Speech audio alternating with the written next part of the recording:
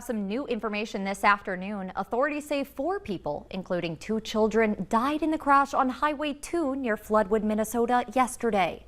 State Patrol says the driver, 65-year-old Vincent Dow, was one of several vehicles stopped on the highway due to construction.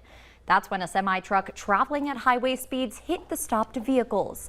Dow and his passenger, 66-year-old Bonnie Dow, and 2 9-year-old girls were killed. The other 2 people in the other vehicle were hospitalized with non-life-threatening injuries. The semi-truck driver who hit the stopped vehicles has been identified as a 63-year-old Grand Rapids man. He was also hospitalized with non-life-threatening injuries. This crash is still under investigation by the Minnesota State Patrol.